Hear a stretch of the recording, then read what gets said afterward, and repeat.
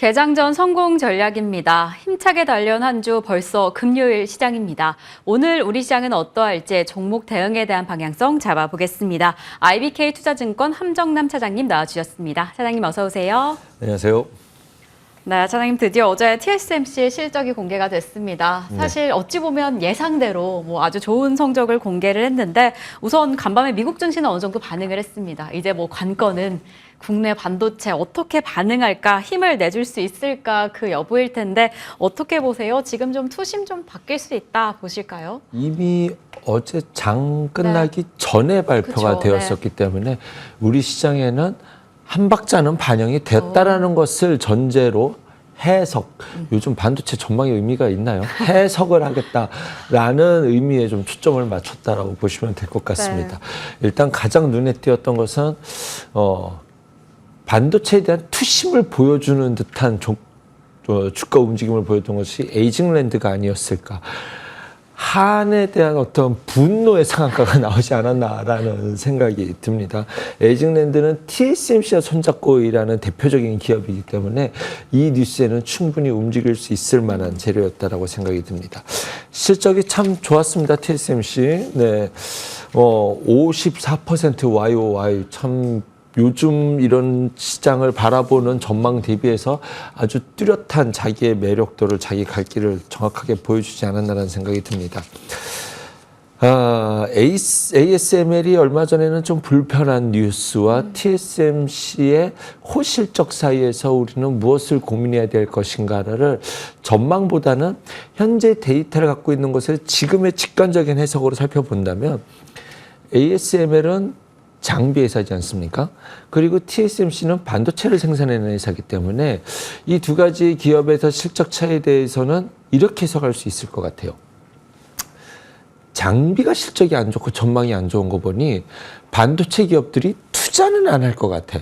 왜? AI로 돈을 언제 과실을 딸지에 대해서 지금 캐즘 얘기까지는 광의일지 모르겠습니다만 어쨌든 퀘스천 마크 한번 등장했기 때문에 공급과잉으로 가는 투자는 맞겠다라는 부분 속에서 하지만 지금 TSMC 실적을 보니 역시 수요단은 탄탄하구나라는 것이 현재 투심에는 반영될 수 있지 않을까라는 생각이 듭니다. 실제로 글로벌 반도체 시장 내에서 가장 중요한 두 가지 키워드라고 한다면 독점적 공급과 두 번째는 공급 과잉 이슈일 텐데 공급 과잉 이슈는 일단은 공급 과잉이 되면 가격이 떨어지면서 이제 기업들에 대한 실적 둔화가 올 텐데 그런 부분은 아직까지는 좀 과잉 우려일 수도 있지 않을까라는 위안은 충분히 삼아볼 수 있지 않을까라는 생각이 들고 그렇다라고 한다면 두 번째 우려를 지우기 위해선 독점적 공급, 즉 엔비디아와 TSMC만 둘이 손잡고 독점적으로 지어나가면서 영업이익률을 계속 올라가도 즉 마진을 많이 남겨 먹어도 아무도 말할 수 없는 상황에서 누군가가 나타나줘야 될 텐데 라는 모든 빅테크 기업들과 반도체를 사야 되는 기업들 그리고 많은 국가들 입장에서도 여기에 대한 관심과 방향이 앞으로 맞춰지게 되지 않을까 생각이 드네요. 네, 이렇게 쉽지 않은 상황입니다. 정말 장비는 좋지 않았는데 반도체 자체에 대한 수요는 나쁘지 않아서 이럴 때 시장을 어떻게 바라봐야 하는가 고민이 좀 많으셨을 텐데 정말 말 그대로 적절한 밀당이 필요한 타이밍이 아닌가라는 생각이 듭니다. 참 이럴 때 지금 우리 증시 오늘 어떻게 반응할지 우선 개장 후에 좀 흐름을 체크해 보셔야 될 것 같고요. 이렇게 반도체는 쉽지 않은 흐름을 가져가고 있는 와중에 그래도 우리 시장 안에서 좀 힘을 잘 내주고 있는 상승하는 섹터가 있습니다. 특히나 이 원전도 그렇고 바이오도 그렇고 차장님께서 근 1년간 꾸준히 좀 관심을 갖고 언급을 해주셨던 섹터여서 지금 이 시점에서 더 또 우리 시청자분들이 궁금해하고 계실 것 같습니다. 이렇게 AI 반도체 전망 자체가 밝아지면서 빅테크 기업들이 계속해서 원전 설비를 늘리고 있습니다. 구글도 그렇고 아마존도 그렇고 투자를 늘리고 있는데 자 그렇다면 이 시점에서 국내 원전주 어떤 기업이 수혜를 받아갈까 많이들 궁금해하고 계실 것 같습니다. 또 차장님께서 언급해 주셨던 종목들도 있고요. 지금 이 시점에서는 어떤 종목 보고 계세요? 일단은 두산 엘러비리티를 앞으로다 놓고 봐야겠지만 원전 종목은 꾸준히 말씀드리는 것이 종목이 계속 바뀐다, 대장이 계속 바뀐다라는 것에 초점을 두시고 스펙트럼을 좀 넓혀놓고 바라보셔야 되는 섹터일 것 같습니다. 아마존이 5억 달러 투자하겠다는 이야기가 있었죠. 이 뉴스에 따라서 뉴스케어 파워가 급등이 나왔고 그것이 우리 장에 녹았다라고 생각이 듭니다. 그런데 아마존에 앞서서 알파벳과 마이크로소프트가 이미 원전으로 에너지원을 확보하겠다는 이야기는 진즉부터 나왔었거든요. 제가 정확하게 날짜를 기억 못해서 죄송합니다만 이 구글이 투자한다라고 했었을 때 당일날 뉴스케어 파워는 빠졌었어요. 적지 않게 빠졌었습니다. 그래서 이런 호재를 갖고도 왜 빠질까라는 것과 뉴스케어 파워만이 악재라고 한다면 우리나라 원전주들은 좀 반응을 보였어야 되지 않나라고 할 때 좀 지지부진했었던 반응을 보였었거든요. 그래서 원전주를 어떻게 해석해야 될까? 실제로 앞으로 반도체 공장이라든가 지금 공장 각국에서 다 지어야 되잖아요. 그리고 이제 미국의 리쇼어링이라는 것이 결국 미국 자국 생산. 그러면 글로벌 다른 국가들도 자국 생산해야 될 때 공장을 새로 지어야 된다는 것. 반도체 공장은 이만저만이 아니죠. 여기에 데이터 센터 이러한 것들이 앞으로 커져나가는 시장의 속도를 바라볼 때 반도체 공장은 1시간이 공장 셧다운되면은 어마어마한 이런 손실이 나기 때문에 태양광과 풍력으로 에너지 조달을 한다는 것은 사실은 불가능합니다. 구름이 끼면 어떡할 거고 풍력이 물론 ESS가 그만큼 앞으로 중요한 시장이겠지만 기본적으로 원전이 함께 갈 수밖에 없다라는 것. 여기에 이제 SMR이라는 것이 이제 핵심 키워드가 될 텐데 이미 그것은 시장에서 다 충분히 노출된 재료였다라고 생각이 듭니다. 왜 어저께 그때 구글과 이번은 뭐가 다른 거지? 라고 했을 때 좀 억지로 이유를 찾아본다면 그때는 박빙 내지는 해리스가 우위였는데 지금은 트럼프 우위라는 것을 원전 혹시 거기에 좀 초점을 맞추 실제로는 누가 되든지 간에 수혜가 되는 것이 맞습니다만 이쪽이 조금 더 수혜주를 키워드로 보고 있는 것인가? 라는 것은 앞으로 좀 체크해 보아야 될 사항이라고 생각이 듭니다. 우리나라 원전은 어떻게 될 것이냐? 큰 틀에서는 일단은 금리 인하 사이클로 들어간다는 것이 중요한 수혜일 것 같고요. 핵심은 웨스팅하우스랑 좀 합의가 돼야 됩니다. 그래야 우리 원전주들은 원자력 발전을 기본으로 한 관련주들이 본격적인 랠리가 갈 수 있지 않을까 하는 생각이 드는데 앞선 단에서는 좀 장기적인 관점으로서 모아가 보실 만한 자리까지는 와 있다라는 것이 원전의 뷰였고 유난히 하나만 찍었다라고 한다면 이제 한전 KPS를 찍어 드렸었습니다. 지금은 이제는 뉴스가 터졌고 반응을 보였기 때문에 뭐 이제 몇 개 종목들은 어떻게 양봉을 잘 지켜냈지만 일진전기라든가 이런 종목들은 이제 뭐 한전 KPS 가장 강하게 움직였었던 종목들은 먼저 움직였던 종목들은 이렇게 음봉을 맞은 종목들이 좀 상당히 눈에 띄거든요. 이 종목들이 이제 십자 캔들이 뜬 이후에 다시 반전하는 모습이 보여준다라고 한다면 좀 빠른 템포의 트레이딩이 가능한 상황, 가능한 뉴스다라고 저는 보고 있습니다. 그렇기 때문에 이제 좀 그동안에 꾹 물려 있었던 것이 음봉을 통해서 매물을 한번 탁 토해내고 그 다음에 다시는 그 도치 캔들이라고 하죠. 이런 것들이 등장하면 그 다음부터 서서히 이제 다시 한번 파동을 만들기 시작하거든요. 그 캔들이 등장하는지를 관심을 갖고 지켜볼 만한 종목이 있다면 뭐 양봉으로 출발한 것은 일진전기, 그 다음에 음봉이 나왔기 때문에 이제 멈춤을 기다려볼 종목은 우진엔텍과 우리기술, 한전 KPS로 보고 있고요. 섹터가 확산된다라는 관점에서 본다고 한다면 원전도 결국 전선을 통해서 가야 되니까 가원전선이라든가 대원전선도 지켜봅시다. 네, 안 그래도 이렇게 원전 섹터에서 대장이 계속해서 바뀌고 어떤 한 종목이 무조건 간다라는 흐름은 아니었는데 이렇게 대선 이슈까지 더해졌습니다. 그래서 좀 체크해봐야 할 이슈가 많아 보이는데요. 우선적으로 음봉을 보이고 매물이 좀 흘러가는 듯한 종목들 이야기해 주셨습니다. 뭐 일진전기, 우진엔텍, 우리기술 오늘은 또 어떻게 흘러가게 될지 좀 주의 깊게 살펴보시면 좋을 것 같습니다. 자, 그럼 저희는 원전에 이어서 또 다른 강세를 보이고 있는 제약바이오 좀 살펴보겠습니다. 사실 최근에 제약바이오 자체도 강한 흐름을 보이지만 그 안에서도 또 여러 가지 테마로 돌고 있구나라는 생각이 듭니다. 단연 네. 이번 주에는 위고비였는데 위고비에 치매 관련주 더해진다라고 하는 그런 종목들이 또 힘을 내더라고요. 어떻게 보세요? 지금 제약바이오 더 갈까? 어떤 종목들 좀 보고 계시나요? 여전히 탑픽입니다. 네. 여전히 탑픽이다. 네. 일단은 현재 지금 시장에서는 가장 이제 두드러진 것이 위고비이지 않습니까? 그래서 비만 치료제.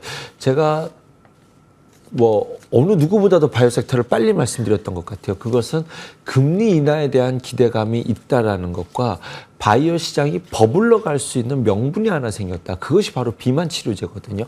비만 치료제에서만 끝나는 것이 아니라 이것이 확산돼서 당뇨병 치료제까지도 확산될 수 있을 것이고, 지금까지의 모든 신약은 어떤 암에 걸린 환자를 대상으로 한 약이었지만, 비만 치료제라는 것은 저 같은 사람을 제외한 일반인들에게도 사 먹을 거잖아. 그렇죠.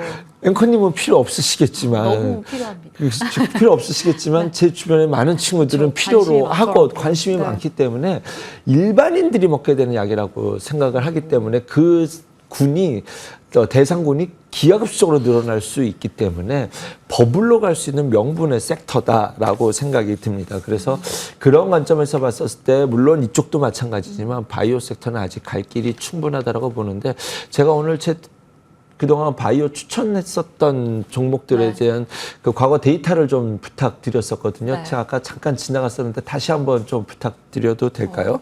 뭐 일단은 네, 리가캠, 알테오젠, 한올, 삼바, 셀트리온이 가장 못 갔었던 네. 종목이고요.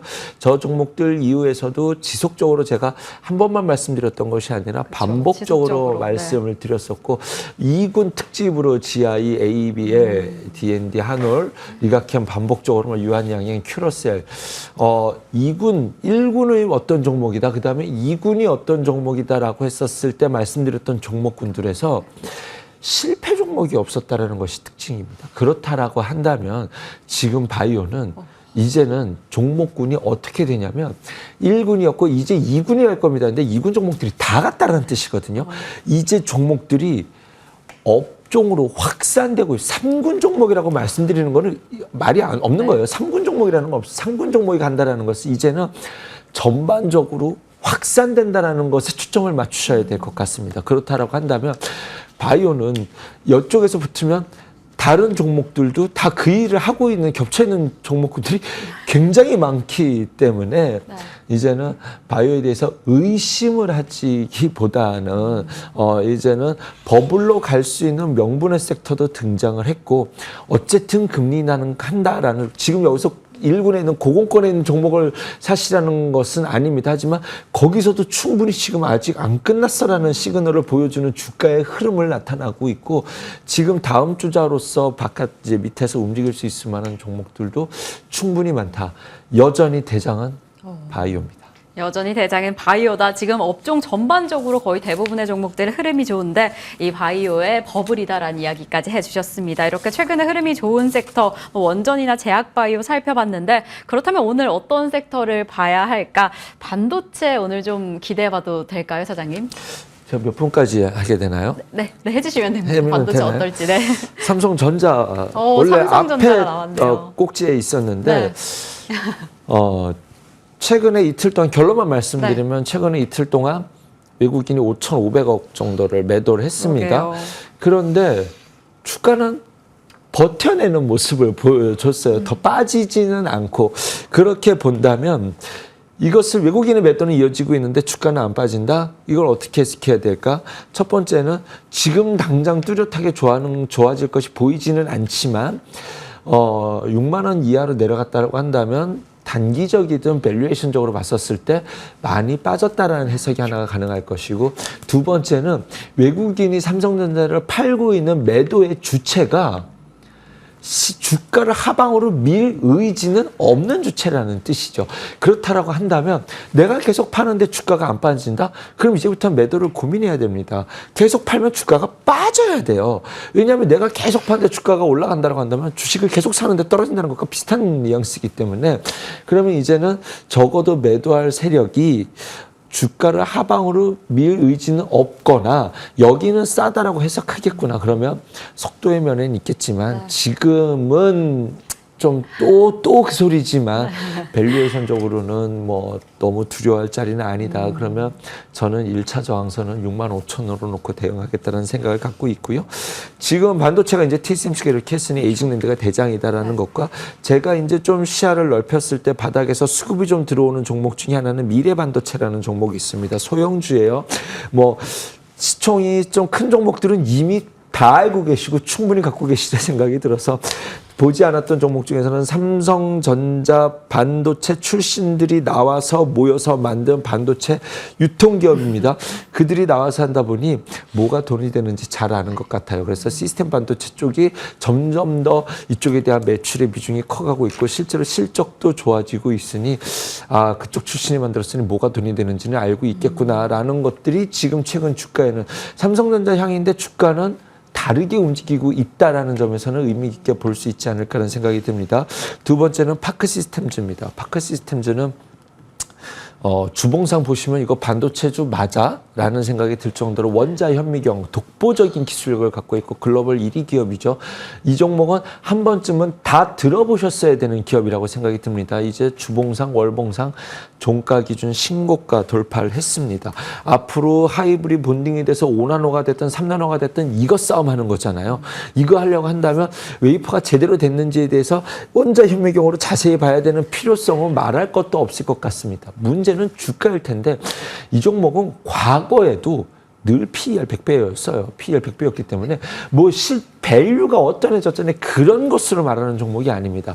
오랫동안 박스권을 유지하다가 이제 돌파 시그널이 나오고 있으니 이번에도 다시 한번 돌파 시나리오를 쓴 이후에 추가적인 신고가 랠리를 이어갈 수 있지는 않을까라는 관점에서 다른 반도체 기업들과는 다르다. 돌파했다라는 데 초점을 맞춰두고 지켜봐야 될 종목 하나 소개해드려봤습니다. 네, 좋습니다. 정말 최근에 많은 분들이 그래서 삼성전자 어떻게 해야 돼? 라는 의문을 가지고 계실 것 같습니다. 최근에 정말 최장기간 매도세를 이어오고 있는데 차장님께서 또 조심스럽게 지금 이 시점에 대해서 설명을 해주셨습니다. 그리고 또 추가적으로 오늘 반도체 섹터 집중해 보시면서 미래반도체, 파크 시스템즈, 다른 반도체주와는 확실히 다른 흐름을 보이고 있는 기업들입니다. 다시 한번 또 돌파를 해줄 수 있을지 오늘 장에서 함께 지켜보시면 좋을 것 같습니다. 그럼 이상으로 IBK 투자증권 함정남 차장님과는 여기에서 인사드리겠습니다. 오늘도 감사드립니다.